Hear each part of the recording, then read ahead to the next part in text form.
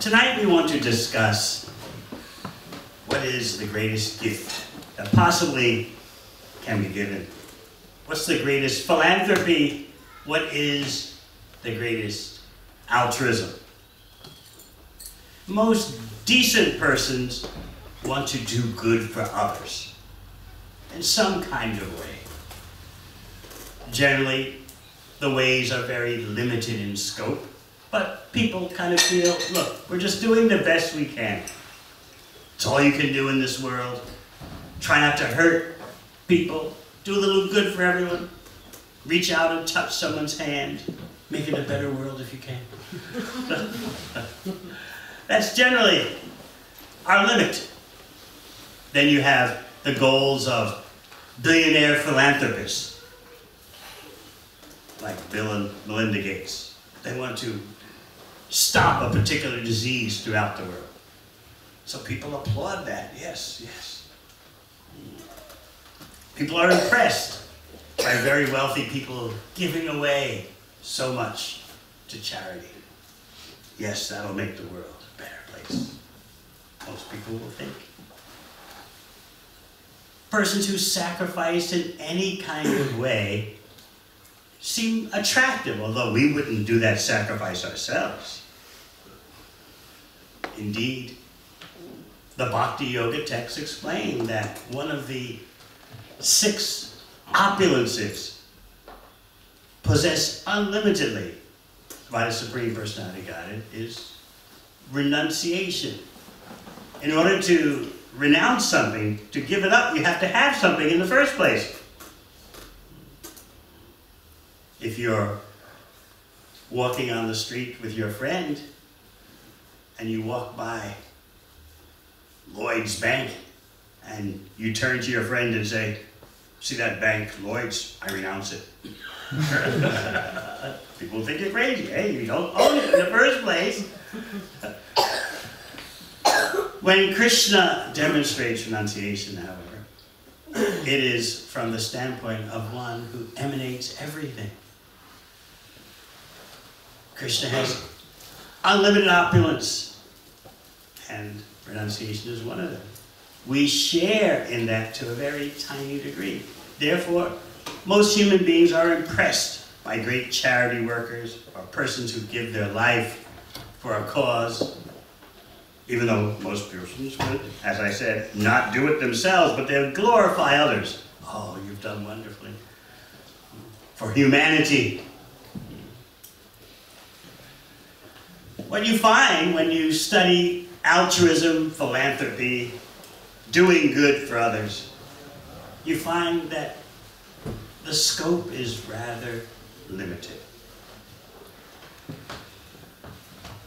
But people think in a mentality of resignation that this is as best as it gets. You can't do better than this very limited philanthropy and altruism. Just try to help someone, somewhere, somehow. Help some situation, in some kind of way. No one can just solve the whole problem of material existence. In fact, it's very rare that someone will understand what is the real problem in existence. Now we're coming near to being able to grasp the unparalleled, inconceivable contribution of Krishna as Sri Chaitanya Mahaprabhu, who is giving away the greatest wealth to those who have no qualification. Our Bhakti Yoga practitioners all know the prayer we recite when offering food to Krishna. The prayer by Srila Rupa Goswami, Namo Maha Vadanyaya Krishna Prema Pradaya. Krishnaya Krishna Chaitanya Namane Gorja Senama. There's no more merciful manifestation of Krishna than Sri Chaitanya Mahaprabhu, because he is giving what no other appearance of Krishna gives, pure love of himself. The gift of Lord Chaitanya is universal. it affects all levels of life throughout the universe and beyond. His gift is not dependent on your class, your color, your country, your creed, or your culture. Indeed, Sri Chaitanya Mahaprabhu is invoking in your consciousness the original spiritual nature, pure spirit soul, in pure loving connection with the Supreme Soul. It's one thing to find the root of all existence.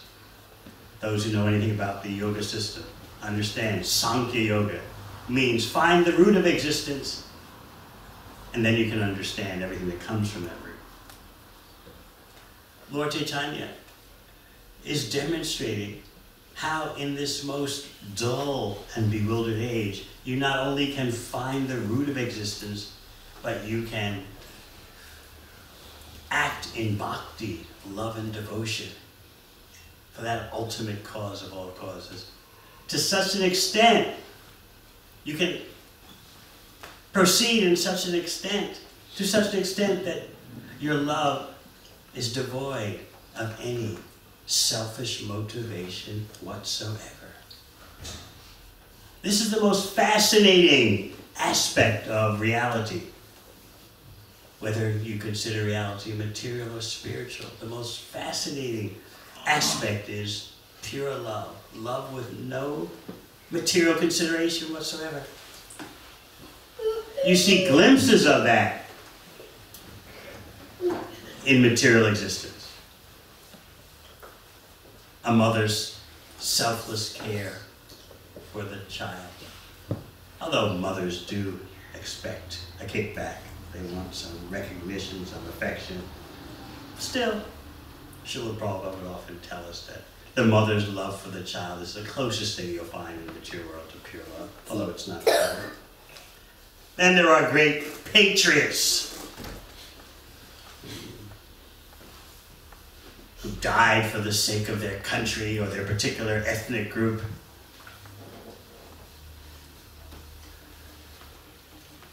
One famous president of the USA, Irish American, said famously, "Ask not what your country can do for you.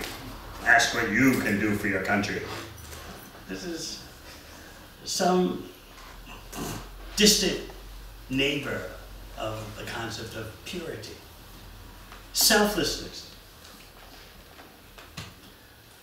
But on the material plane, it's impossible to have pure love.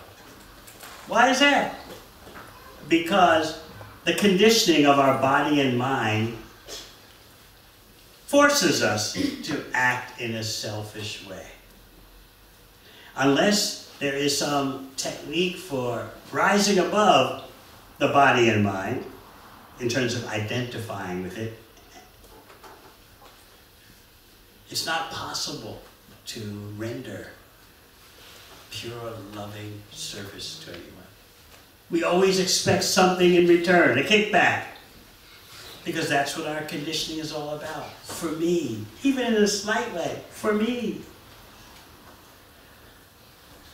The subject of pure love is so fascinating that Krishna himself wants to understand it, knowing that it is the most powerful component of all existence. Pure love is so powerful that Krishna himself wants to come under its control.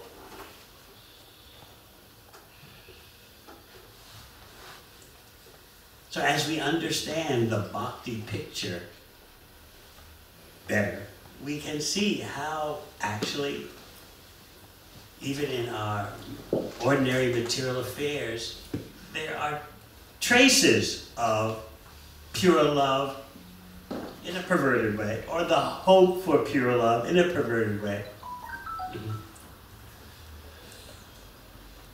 Perhaps you remember the old songs from the 50s and 60s, when people were still idealistic about relationships. It's not like that anymore. But, I remember one especially. Darling, forever, you can torment me, take my love for granted, but I'll always be just a fool for you forever. Sounds very strange now. Right? Get real. Get over it. I'll be your slave for the rest of your days. Love you more with each passing day.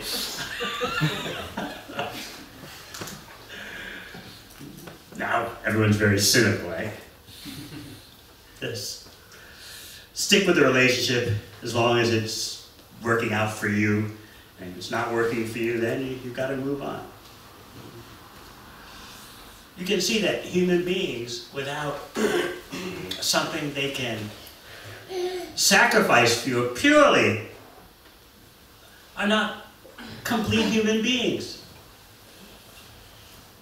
So from time to time, you see examples in everyday life of how it's attractive to hear about persons who have shown some degree of selfishness, selflessness, some degree of selflessness. It's attractive. But we always tell ourselves, but I could never do that. But I applaud your selflessness. When you try to understand Krishna, you see the perfection of pure love. Now, where else do you get this understanding? There are hints in the spiritual traditions of the world, but you won't find a voluminous delineation of pure love as you find in the Bhakti text.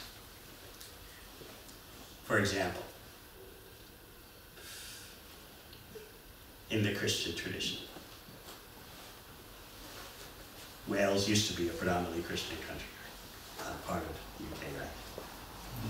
No? Yeah. Went out of style with the coal mines. Yeah. I can't use these examples in Australia or New Zealand because Jesus, who's that? Latin American baseball player?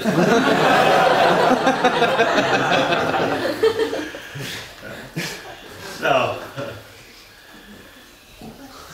it is true that if you understand what is pure bhakti, pure devotion, you'll finally actually understand Jesus Christ, who taught pure bhakti. Most persons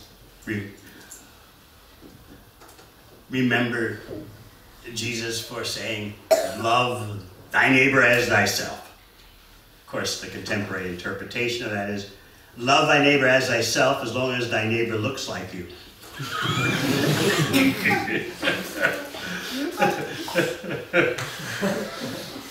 But the other thing that Jesus said, along with that first statement, is love the Lord thy God with all thy heart, with all thy might.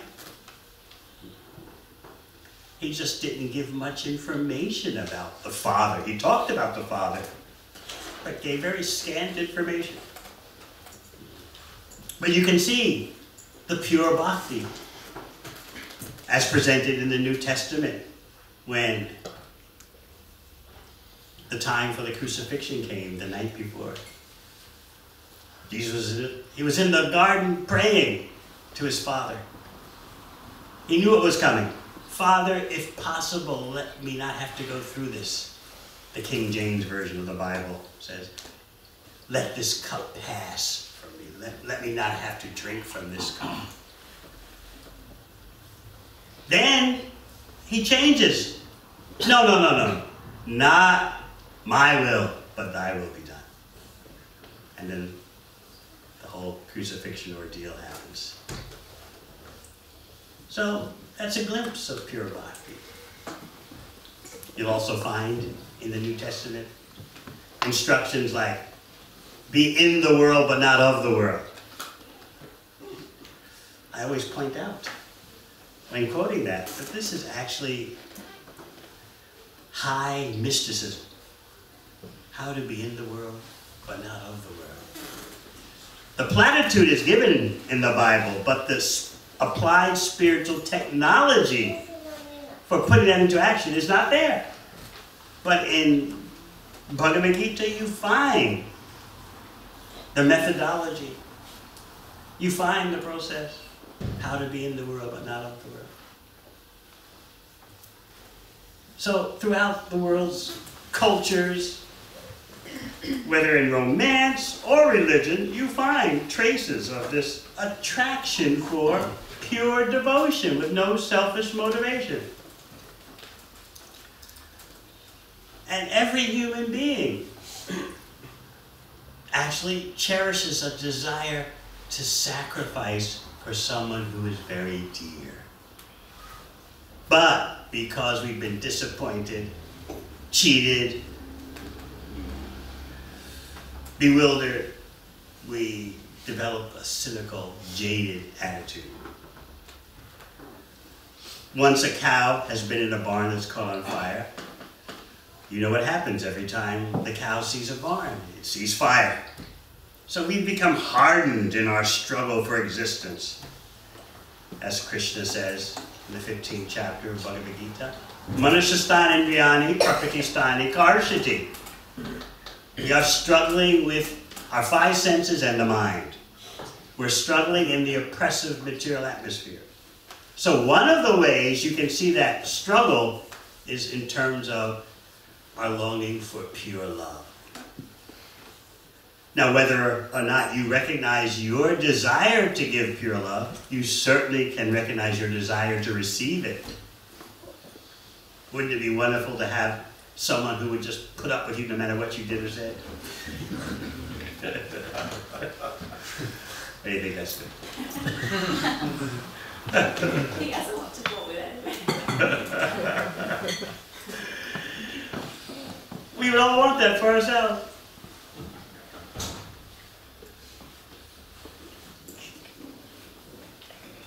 When we look at Sri Chaitanya Mahaprabhu, we see he's Krishna giving away what is most rare. And also what is unlimited, the stock of pure love on the spiritual plane has no depletion. Therefore, as we were discussing this morning, in the Bhakti text, Sri Chaitanya Devamrita, which is like the pinnacle of Bhakti literature, there the activities of Lord Chaitanya and his associates are described in that the more they danced in kirtan, the more the stock of pure love increases. So in other words, when you're talking about pure love on the spiritual plane, because actually there can't be pure love on the material plane. So any talk about pure love has to be on the spiritual plane. Understand that that warehouse, as Chaitanya Charitamrita says, keeps expanding the more persons who act with pure motivation, who sing Krishna's name with pure motivation. The flood of love of Krishna increases. So we're not dealing with a material phenomenon that is subject to the laws of ordinary nature, physical nature. No, we're dealing with something that cannot be contained by time or space and can't be defined by time or space. Pure bhakti. Something so precious that even Krishna, the cause of all causes, chooses to come under the control of his pure lovers. Krishna is conquered by pure devotion.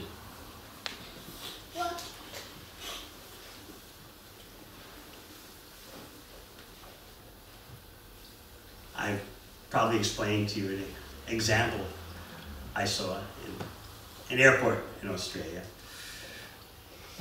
about how it's within every human being to want to be dominated in pure love. I was at a gate waiting to board flight. There were about 200 people in the area. There were several gates clustered together. So I saw this very casually dressed, but very neatly dressed man in his 40s with his family, all nicely dressed, but wearing casual clothes, but very neat and tidy. Obviously the family of an executive or some kind of businessman. And so there was a little girl, the daughter, she was around 4 years old. So the mother and father are seated in the chairs, and the little girl is just walking around in front of the parents, just playing and just making mirth. And then she goes up to her father, who's seated in the chair waiting for a bite, and points to the floor. "Down, Daddy, down!" And the father jumps out of his chair, falls on the floor on his back, and then gets up and sits down again. 60 seconds later, "Down, Daddy, down!" Falls on the floor. This happens about 10 times. And I noticed, I looked around, and everyone's watching with like, what kind of looks on their face, like, isn't that adorable? Oh, life is good. Yeah, you're just sophisticated businessman, you know, and he's just falling on the floor on his back every time this little girl points, "Down, Daddy, down." And everyone's entranced by this. So I was studying the situation. Very interesting. He's feeling satisfied. And all the onlookers are feeling satisfied too. What is it that they're appreciating? How he's willing to come under the control of his daughter's love. Now everyone knows such magnanimity is not going to last. Everyone knows that. Still, just to see a glimpse of it is so moving. So I watched 200 persons were just entranced, each trying to act like they weren't staring, you know, looking out the corner of their eyes. If there were other families there, they were smiling at each other. Oh, yes. That's what it's all about.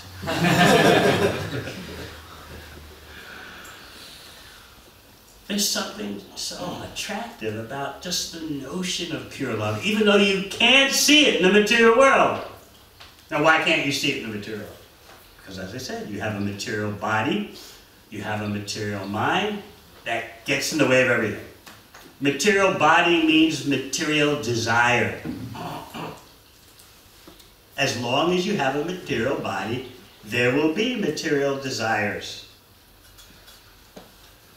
As Krishna explains in the 2nd chapter of Bhagavad Gita, attraction and repulsion may be felt by the aspiring yogi on the path to liberation, but he or she does not come under the control of that. Another example Krishna gives, apuryamanam achala pratishta. So many rivers are pouring into the ocean, but the ocean does not extend itself over its normal shoreline, unless there's climate change. But normally speaking, if human beings haven't been screwing up the environment, the ocean stays put, so to speak. Though so many rivers are pouring into it.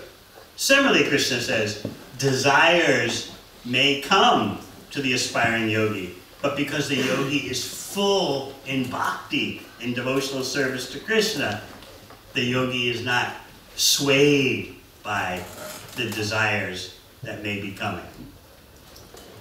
This is actually very high technology, high spiritual technology.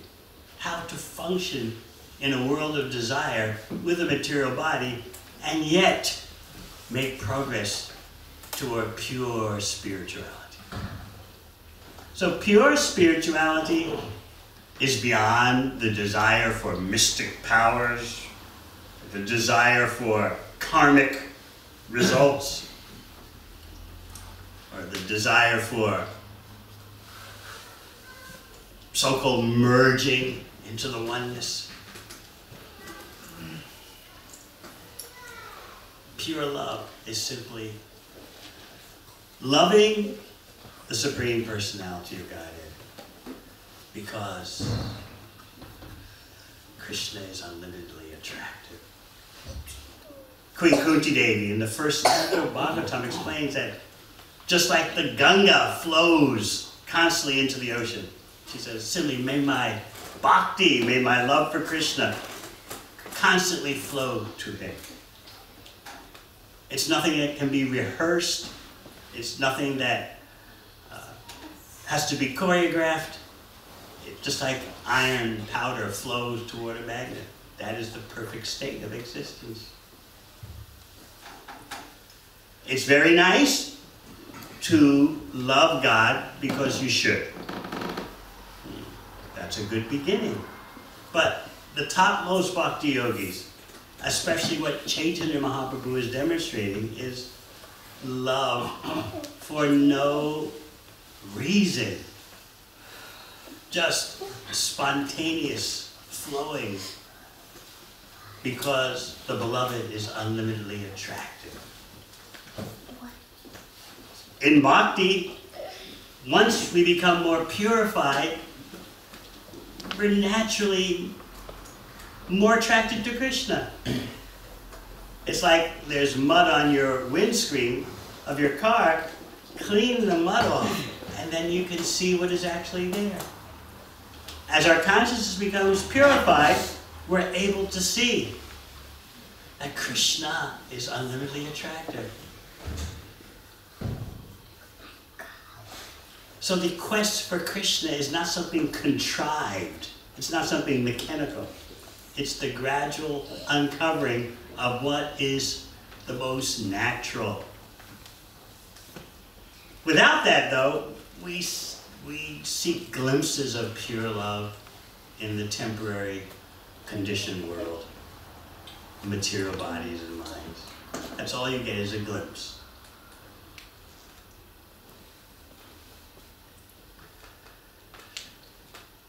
Everyone in material existence always wants something, no matter how subtle.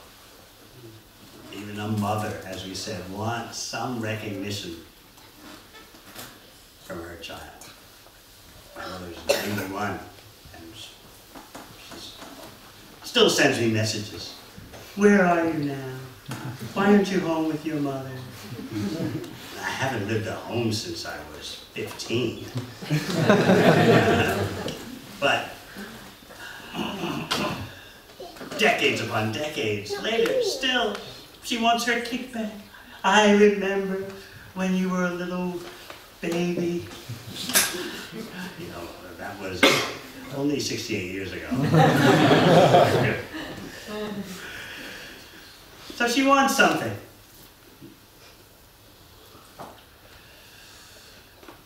But in material life, there's always doubt about, will the love this person's giving, will it really hold up? Because you know, there must be some selfishness somewhere.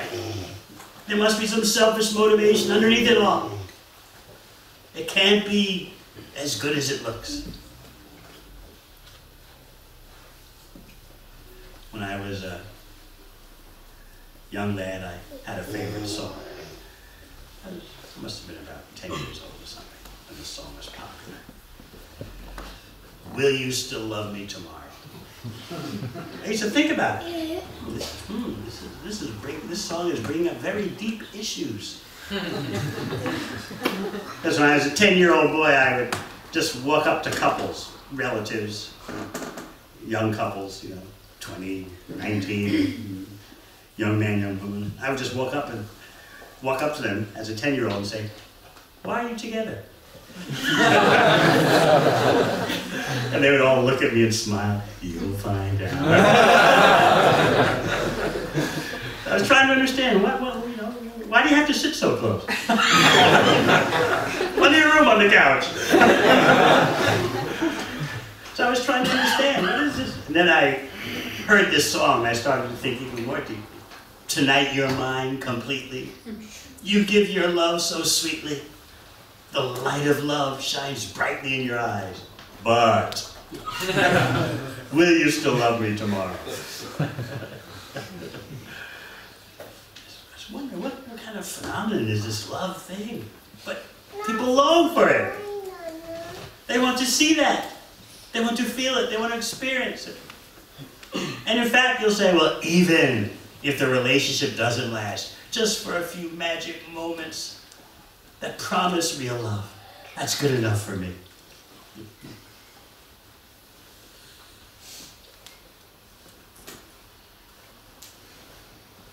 I can just see persons wanting to say to their partner or their temporary significant other, please just be what you pretend to be.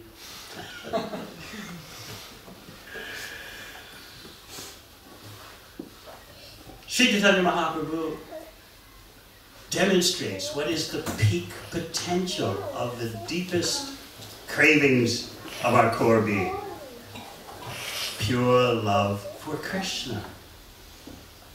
Krishna is uniquely qualified to receive our pure love because Krishna is unlimitedly attractive. As you study Bhakti Yoga more and more, you start to understand the greatest need of the world is not politics or economics, although Bhagavad Gita deals with all aspects of human existence, politics, economics, morality. Still, the greatest need for the human being is pure love, because nothing else is going to satisfy it.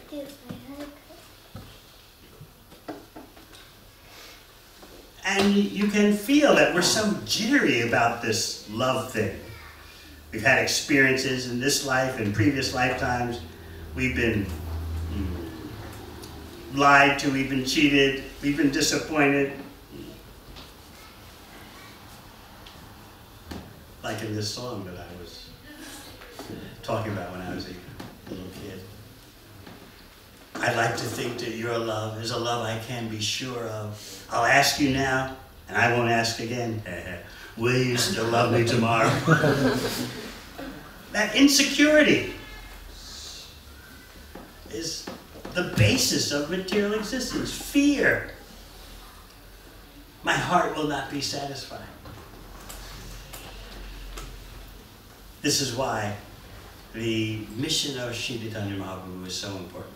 It gets to the root, the existential root of what life is all about.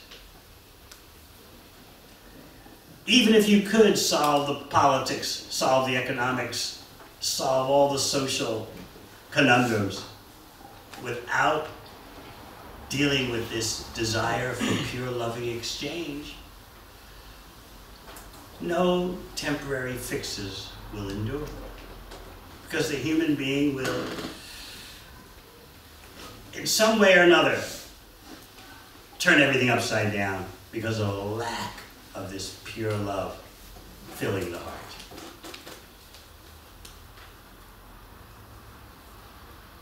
I remember when I became so weary of politics. My first few years at university, I was very much, like most university students then, into politics and economic, political transformation. It was a normal thing back then to be a radical student. We used to make fun of all the straight students. They were in the minority. So I remember I attended one radical students organization, and this organization was planning a special weekend for discussing, uplifting disenfranchised people, protesting against colonialism, arguing for economic and political transformation. The radical student organization, basically, the whole university belonged to it. So they were planning out a weekend of seminars. At that time, this university was all men. And so, in order to make sure that the discussion of political transformation included everyone, especially ladies. They were inviting ladies from the nearby all-girls schools. It would be a day of workshop discussions, how to uplift the people, how to educate the masses, how to sacrifice for political change. So they discussed the whole schedule, the steering committee did, and it was like the equivalent of this. Well, any workshop or seminar series that you know about, a gathering together to discuss what to do. That's like Akandali Prabhu went to Florida for the Bhaktivedanta Institute's symposium. So it was like that, bring people together for a particular purpose. So I'll never forget, I was into it up until that point when the vice chairman stands up and says, all right, we've got all the seminars figured out, political change, economic redistribution, environmental this, sociological that. We're even going to have a tour of the low-income sections of the city. So then he said, when the day is finished and night comes, boys, you know what time it is. And they all yelled out, party! I said, wait a minute. What's going on here? I was serious about, wanting, political and economic change. But I said, where is this going? After all such serious discussion, so it all culminates in a party? And then he said something which did it for me. I said, that's it. I'm out of here. So, fellows, when 4 a.m. comes around and you have failed, you have not made it to a motel room with a revolutionary lady, then be humble. Come on back and help clean up the party room.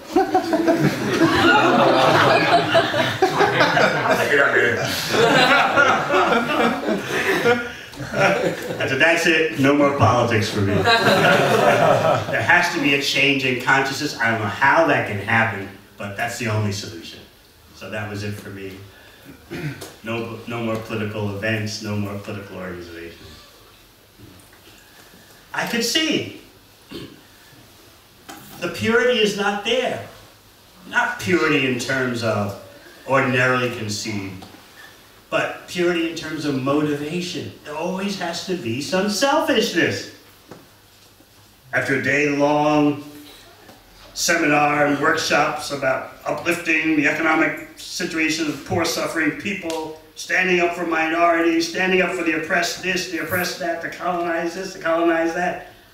At the end of the day, everyone wants to be a slave of their senses and dominate someone else's body and senses. So I said, forget this. Now, I couldn't understand that what I was really looking for was Lord Chaitanya's mercy, which will change conditioned souls into liberated souls. Lord Chaitanya's mercy will change our motivation.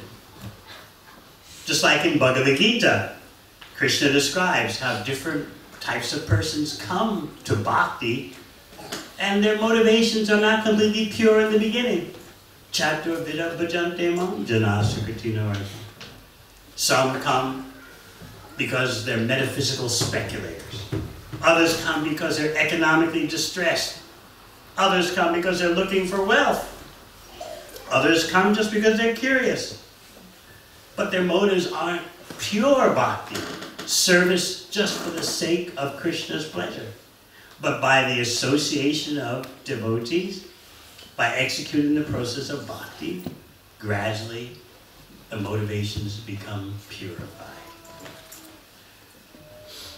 So this is the miracle of bhakti, producing pure devotees who simply are concerned with Krishna's pleasure, knowing that because I'm part of Krishna, naturally I'll be taken care of. Just like, famous example, watering the tree at the root, nourishes all the branches, all the tree, all the leaves. So bhakti is a lifestyle that is thoroughly grounded on that principle. I don't have to worry because I'm part of Krishna. Only in illusion do I start thinking of my own happiness independently. Just like a little child. Why should this little child have to worry? Mother, have you paid the mortgage? Have you made your car payments? No, this little child is peacefully resting on mother. That is the ideal situation of the living entity. Simply taking shelter of Krishna.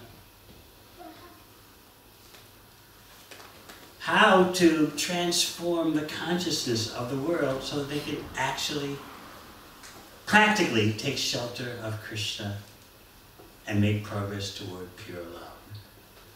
How to do that is Lord Chaitanya's gift. The rarest, most precious gift. How to love Krishna purely. And know that doing so is the best practical solution on all levels of human existence.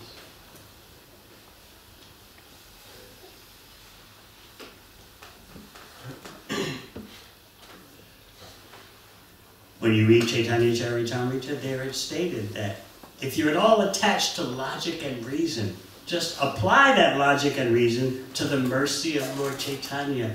You'll find nothing compares to it. Lord Chaitanya's gift is on the platform of the pure spirit soul in pure relationship with the Supreme Soul. It has nothing to do with external designations like class, culture, color, creed, country. All those temporary labels which change all the time. Any one of those 5 C's is so transitory. But people identify with it all, taking it so seriously. In other words, because there's a vacuum in their life about true identity, they fill themselves up with false identities and cling so tightly to them and want to fight about it.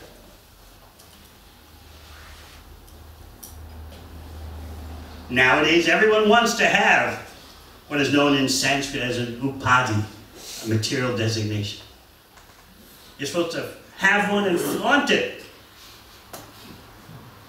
That's considered normal these days.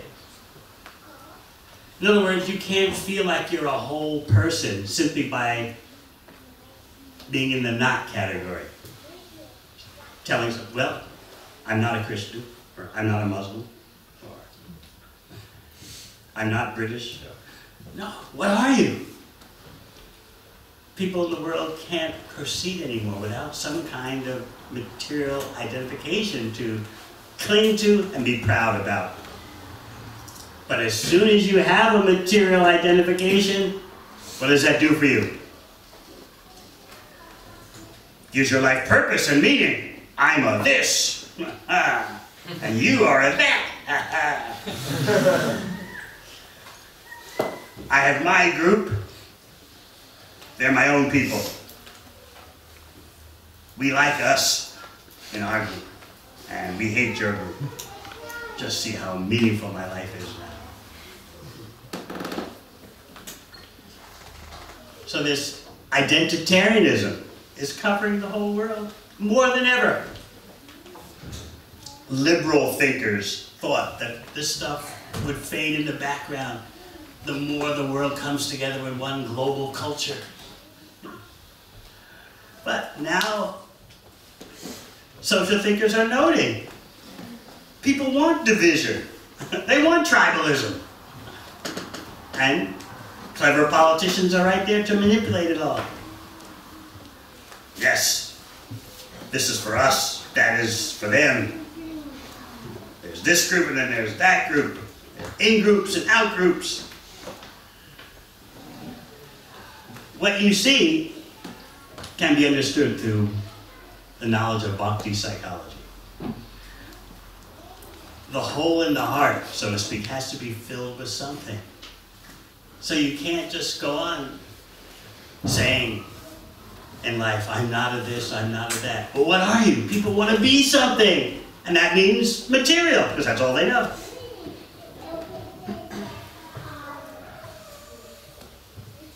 They want an identity. So they're looking for it in matter, material labels. And they're taking pride in that. Now I have a reason to live. Especially, social scientists point out, when people are feeling powerless and alienated, they then are very prone to choose to be part of a strong bodily identity that makes them feel, well, my life has meaning. I'm a this. Wow.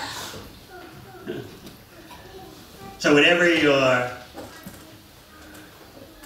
country, color, creed, class, culture, whatever your gender preference is, be proud about it. You are it. This is what is trashing out the world. Plain old-fashioned tribalism.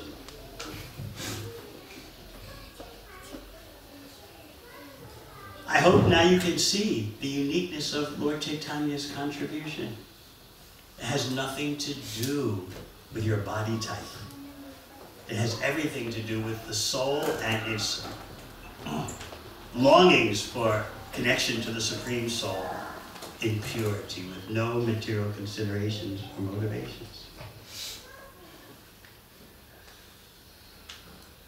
Those who understand the mercy of Sri Chaitanya Mahaprabhu know that there's nothing that compares to the efficacy, the efficiency of Lord Chaitanya's mercy. He's Krishna giving away the rarest thing, pure, unmotivated love of himself, as the most practical solution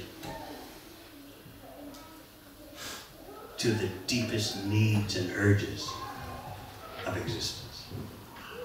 So we invite you all to please consider seriously and deeply your own need for pure love. Very vaguely you can recognize it. It's hard because of disappointment, traumas from the past. We become so cynical. But still, deep down inside, that's there.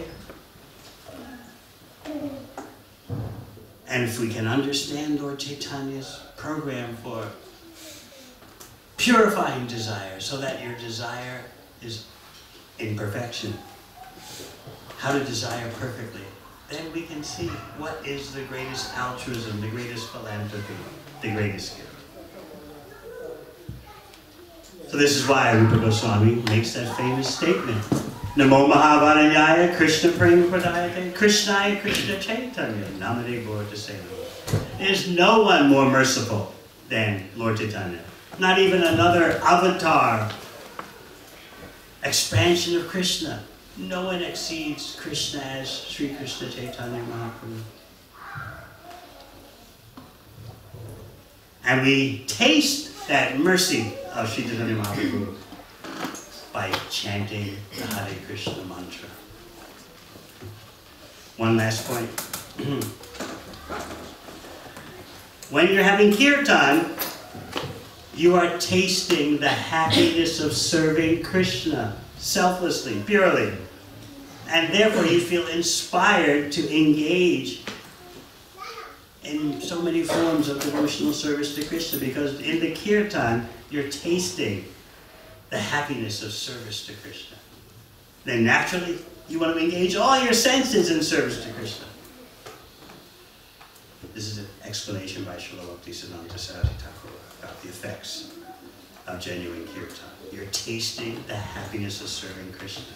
And so naturally, you start thinking and feeling and willing, I should serve Krishna more. Where's the service? I need more service. That's the outgrowth of kirtan. All right, speaking of kirtan, Yes. Jai Shri Krishna Chaitanya Prabhu Nityananda Shri Advaita Gadadhara Sivasadi Gaura Vrinda. Hare Krishna, Krishna Krishna,